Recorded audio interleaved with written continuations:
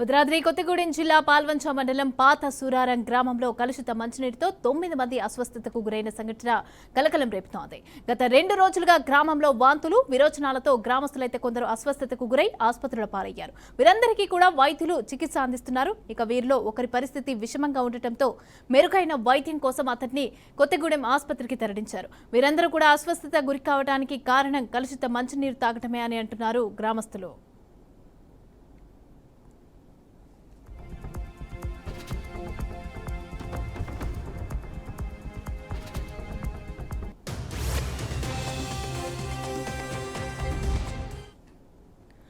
రెడ్డిక భద్రాద్రి కొత్తగూడెం జిల్లాలో కలుషిత నీరు తాగి అయితే గ్రామానికి సంబంధించిన సూరారం గ్రామంలో అయితే అస్వస్థత నెలకొంది. అయితే దీనికి సంబంధించి పూర్తి డీటెయిల్స్ మా ప్రతినిధి శ్రీధర్ అందిస్తారు. శ్రీధర్,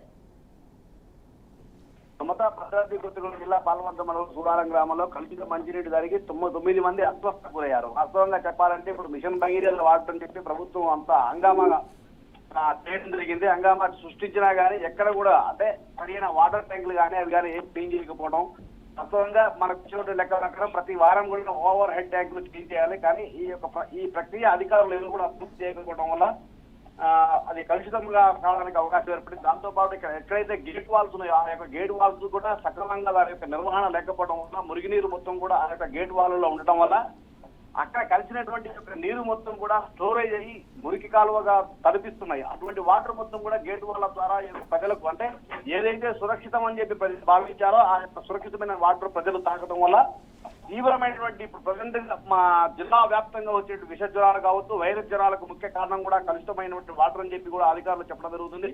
ఇప్పటికీ కూడా ఇటువంటి అధికారులు కట్టదిట్టమైన చర్యలు చేస్తున్న పరిస్థితుల్లో ఇప్పుడు మనం చూస్తుంటే వాంతులు, విరోచనాలతోటి ఈ యొక్క దగ్గర 9 మంది ఆ గ్రామంలో ఉన్న వాళ్ళందరూ కూడా అస్వస్థతలు ఉన్నారు.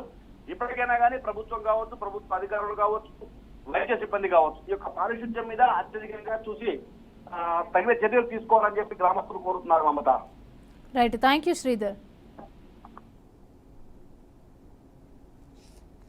నేను ఇక్కడ పాల్వంచ సిహెచ్సిలో వర్క్ చేస్తున్నాను. నిన్న నైట్ మన దగ్గరికి ఒక 9 మెంబర్స్ వాంతులు, విరోచనాలు కంప్లైంట్స్తో వచ్చారు. వాళ్ళందరూ వీక్గా కూడా ఉన్నారు. అందులో కొంతమంది చిన్నపిల్లలు కూడా ఉన్నారు. ఈరోజు ఎర్లీ మార్నింగ్ ఒక 50 ఇయర్స్ పెద్దతన్ని తీసుకొని వచ్చారు. ఆయన బాగా మరీ ఎక్కువ వాంతులు, విరోచనాలతో ఉన్నారు, డీహైడ్రేట్ అయిపోయి ఉన్నారు. ఇది ఇప్పుడు అతనైతే స్టేబుల్ చేసి కొత్తగూడెంకి పంపించాము. మిగిలిన వాళ్ళందరూ ఇక్కడే ఉన్నారు. దీనికి కారణం మోస్ట్ ప్రాబబ్లీ వాటర్ కలుషితం వల్లనే అయ్యి ఉండొచ్చు. వాళ్ళు చెప్పడం అయితే ఒక ఫంక్షన్కి వెళ్ళామని చెప్పారు, కానీ అందులో కొంతమంది ఫంక్షన్కి వెళ్ళని వాళ్ళు కూడా ఉన్నారు. మోస్ట్ ప్రాబబ్లీ అది వాటర్ ఇన్ఫెక్షన్ వల్లనే అయ్యి ఉండొచ్చు. అక్కడ మొత్తం రోగాలు వచ్చి మొత్తం అందరూ హాస్పిటల్కే ఉరికొస్తారు. నైట్ అయితే చాలామంది ఖమ్మం వెళ్ళిపోయారు. ఏమైంది? వాంతులు, విరోచనాలు, జ్వరం. ఎంతమంది ఉన్నారు? ఇప్పటికే రాత్రి వరకు అయితే 13 మంది దాకా వచ్చారు. ఇప్పుడు 5 కూడా